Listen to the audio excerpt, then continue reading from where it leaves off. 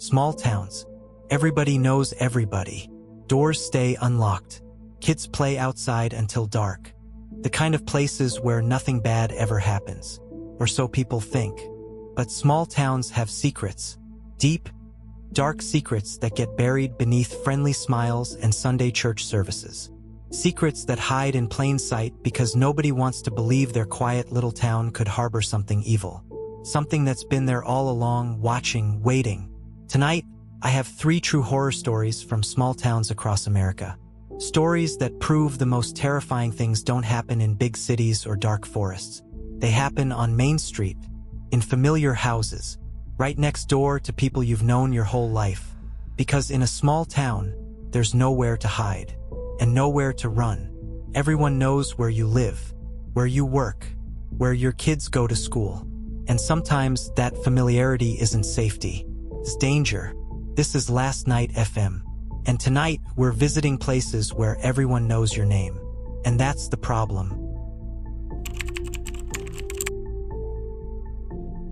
Millbrook, Pennsylvania was the kind of town where nothing ever happened. With a population of just 843 people, everyone knew everyone else's business. The biggest news in town was usually whose garden won the summer competition or which high school team made it to regionals. It was safe, boring, comfortable. Tom Henderson had been Millbrook's mailman for 20 years. He was one of those people everyone loved. He knew every resident by name. He'd stop to chat with elderly people on his route, sometimes helping them carry in groceries or take out trash. He knew when families went on vacation and would collect their newspapers so burglars wouldn't notice empty houses. He gave kids rides home from school when it rained. He was invited to community barbecues and holiday parties. Tom Henderson was Millbrook. In the summer of 2016, 16-year-old Ashley Morgan went missing. Ashley had been walking home from her friend's house around 9 p.m. when she vanished. The whole town mobilized. Search parties combed the woods. Volunteers posted flyers. Everyone was terrified and heartbroken. In a town of 843 people, everyone knew Ashley. Everyone loved her. 3 days into the search, police received a tip from Ashley's cell phone provider. Her phone had last pinged off a tower that narrowed her location to a specific neighborhood. Police went door to door, asking questions, looking for anything suspicious. Most people were cooperative and concerned. But when they knocked on Tom Henderson's door, he seemed nervous, evasive. He said he'd been home alone that night, said he hadn't seen anything unusual. But something in his demeanor made the detectives suspicious. They asked if they could look around. Tom refused, said they'd need a warrant. That refusal raised red flags. Why would the friendly mailman, someone with nothing to hide, refuse to let police search for a missing teenage girl? The detective obtained a warrant within hours. What they found in Tom Henderson's house would shatter Millbrook's sense of safety forever. The main floor was normal, clean, ordinary. But when police descended into the basement, they found a locked door. Tom claimed it was just storage. When they forced it open, they discovered a room that had been carefully hidden and maintained for years. The room was filled with photographs, thousands of them, pictures of Millbrook residents taken through windows, families eating dinner, children playing in yards, people sleeping in their beds. The photographs were organized by family, each group in its own labeled folder. Some families had hundreds of photos spanning years. But the photographs were just the beginning. There were personal items everywhere. A child's toy that had gone missing from a backyard. A woman's scarf that had disappeared from a clothesline. Pieces of mail that had never been delivered. Small, intimate objects that people had assumed they'd simply lost. Tom had taken them, collected them, kept them as trophies. The most disturbing item was a journal. 300 pages of handwritten notes documenting Tom's observations of Millbrook families. He'd recorded schedules, when people left for work, when children came home from school, when families went on vacation. He knew every pattern, every routine, every vulnerable moment. The journal also contained detailed descriptions of his favorite families, the ones he watched most closely, the ones whose windows offered the best views, the families with young daughters, the single mothers, the elderly widows. He'd ranked them, categorized them, written fantasies about them that made the investigating officers physically sick. Ashley Morgan was found in that locked room. She was alive, traumatized beyond words, but alive. Tom had grabbed her when she'd walked past his house. She'd known him her whole life, trusted him. When he'd offered her a ride because it was getting dark, she'd said yes without hesitation. Why wouldn't she? He was Tom the mailman, everyone's friend. The investigation expanded. Police discovered Tom had been doing this for at least 15 years. They found evidence suggesting there might have been other victims before Ashley. Girls who had run away from Millbrook over the years. Cases that were never fully investigated because in a small town, teenage girls sometimes just left for the city. Nobody had connected the dots. Nobody had suspected Tom Henderson. The town was devastated. Parents realized this man had been in their homes, had delivered their mail, had smiled at their children, had helped their elderly parents, all while secretly photographing them through windows, all while collecting information about their lives, all while planning and fantasizing. The betrayal ran deep. Tom Henderson had been trusted with access to everyone's mailbox. In a small town, the mailman knows everything. He sees what packages arrive, what bills are past due, what letters come and go. He knows when you're home and when you're not.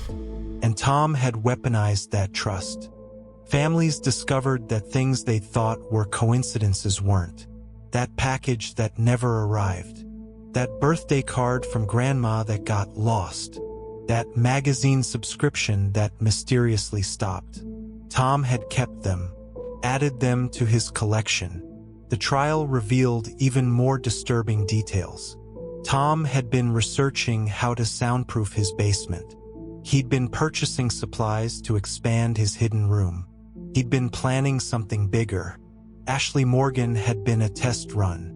If she hadn't been found, if police hadn't gotten that cell phone data, Tom might have continued, might have taken others. Tom Henderson was sentenced to 45 years in prison. But the damage to Millbrook couldn't be measured in years. People no longer left their doors unlocked. Parents didn't let children walk alone. The elderly installed security cameras. The friendly, trusting atmosphere that had defined the town evaporated overnight. Because now everyone wondered who else might be watching. Who else might be hiding behind a friendly face? If Tom Henderson could fool an entire town for 20 years, who else might be fooling them now? The mailman everyone loved had been a predator, and nobody had seen it coming.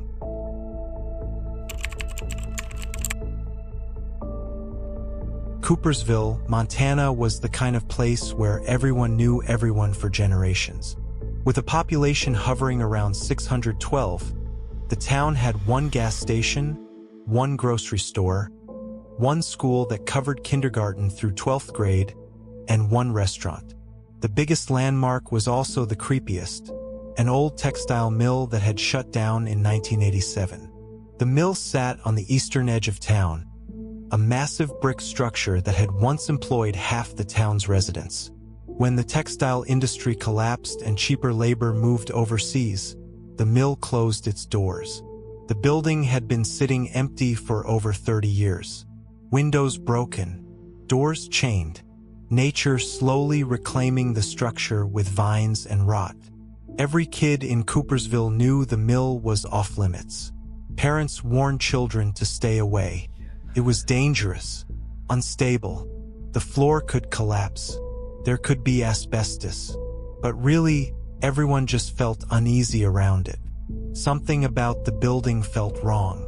It loomed over the town like a dark monument to better days that would never return. On October 19, 2018, 3 high school seniors, Jake Morrison, Crystal Chun, and Tyler Banks, decided they were done being scared of the old mill. They were 18, about to graduate, about to leave Coopersville forever for college. They wanted one last adventure, one story to tell. They'd explore the mill with a camera and document what was really inside. They broke through the rusted chain on the front entrance around 8 p.m. The sun was setting. They had flashlights and a video camera. They planned to be in and out in an hour, just long enough to prove they'd done it and capture some footage for social media. The first floor looked exactly as expected. Abandoned machinery covered in rust and dust. Empty offices with scattered papers from the 80s. Graffiti on the walls from previous trespassers. Nothing scary, just sad and forgotten. But when they reached the third floor, things changed. One of the rooms looked different, cleaner. The dust wasn't as thick. Crystal noticed it first. She pointed her flashlight at a corner where someone had clearly swept. The floor showed where patterns like furniture had been there recently. They explored further and found something that made their blood run cold. A room that wasn't abandoned at all. It had been converted into living space. There was a cot with a relatively new sleeping bag. Canned food stacked against the wall. Bottles of water. A camping stove. Books. Batteries.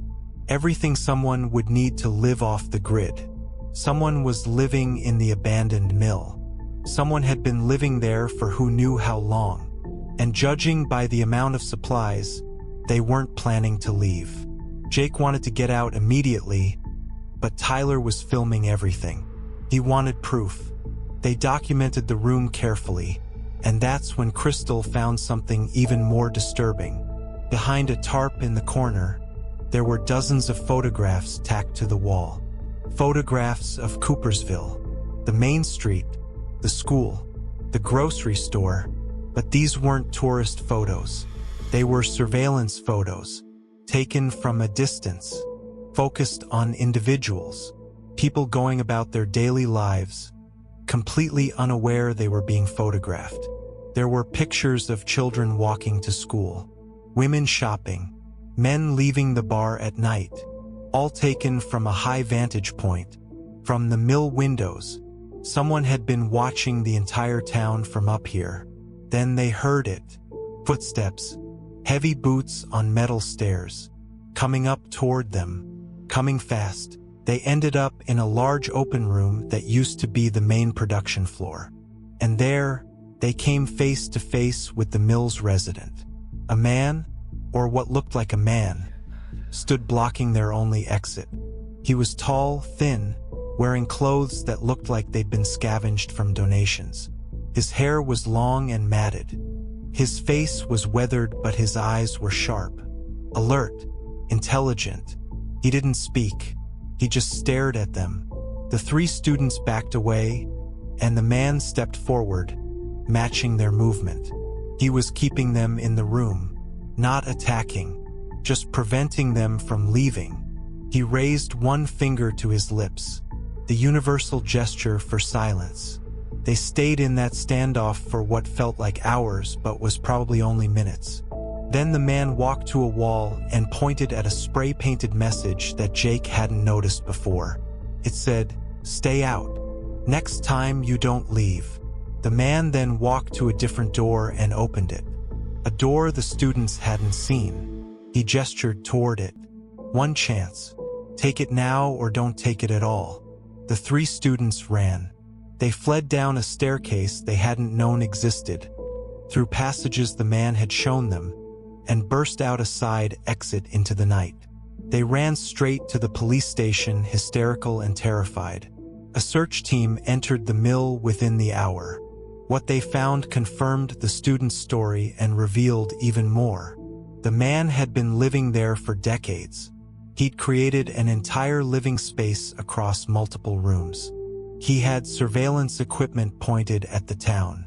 He had journals filled with observations of Coopersville residents. He knew schedules, habits, routines. He'd been watching the entire town for years. But the man himself was gone. He'd fled into the woods behind the mill.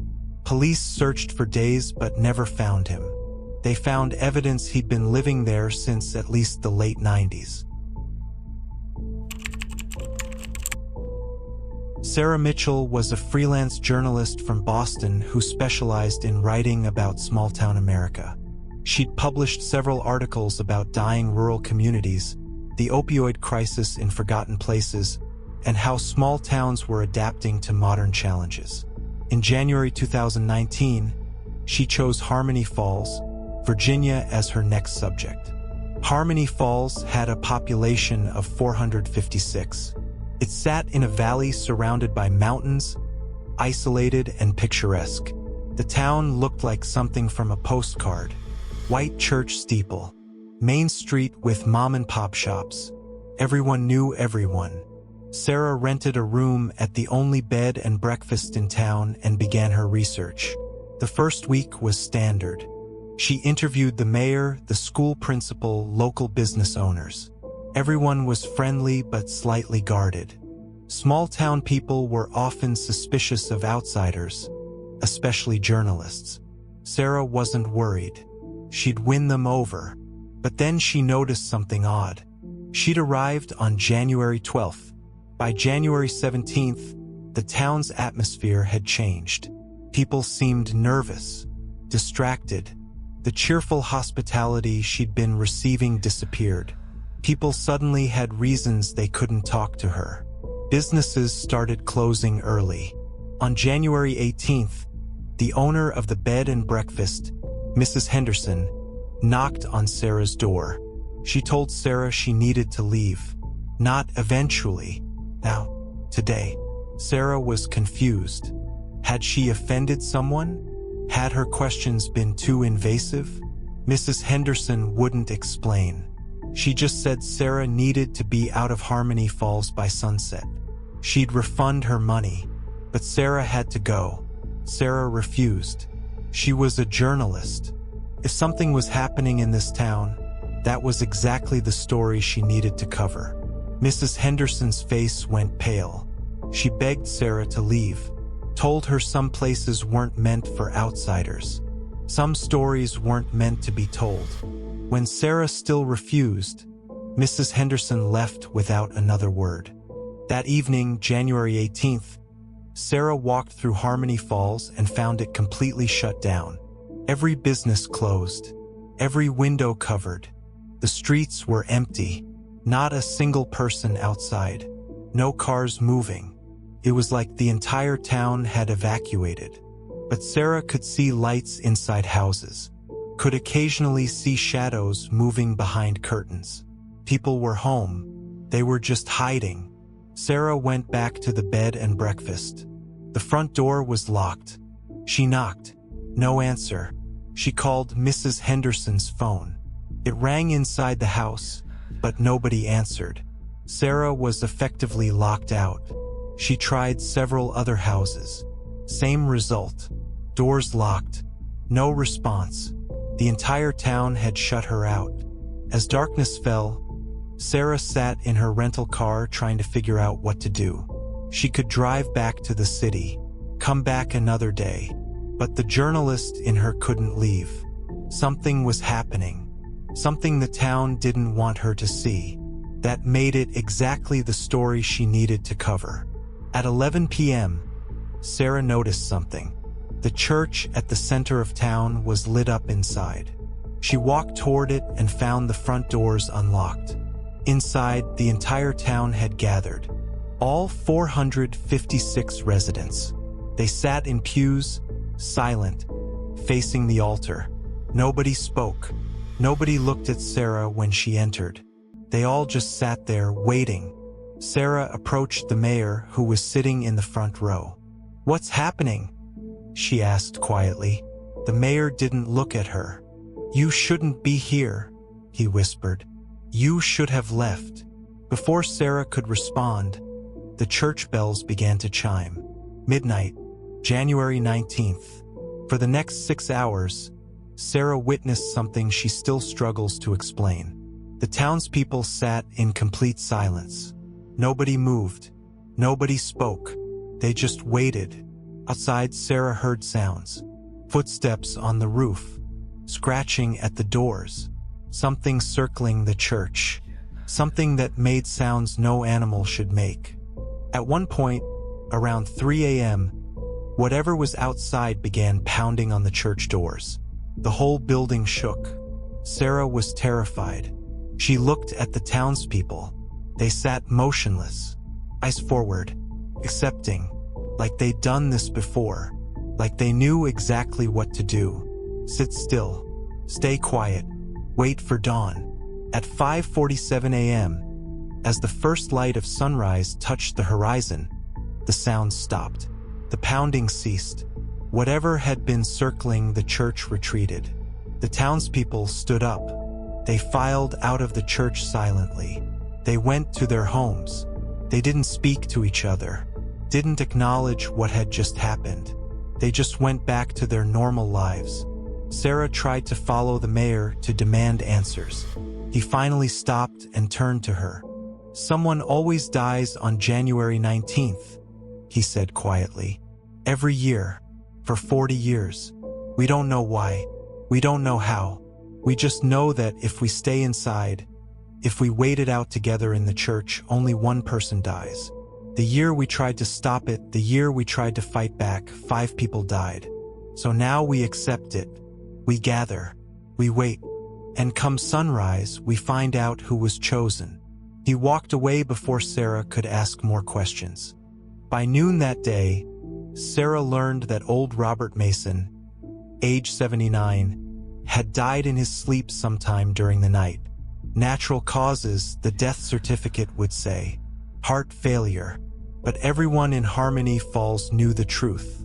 Robert had been chosen, like someone was chosen every January 19th. Like someone would be chosen next year. Sarah left Harmony Falls that afternoon. She tried to write the story but found she couldn't. Who would believe it? She had no proof, no evidence, just her own experience and a town that would never confirm what she'd witnessed. She'd interviewed people about it afterward. They all denied everything, said January 19th was just a day of remembrance for a tragedy that happened years ago. Nothing supernatural, just tradition.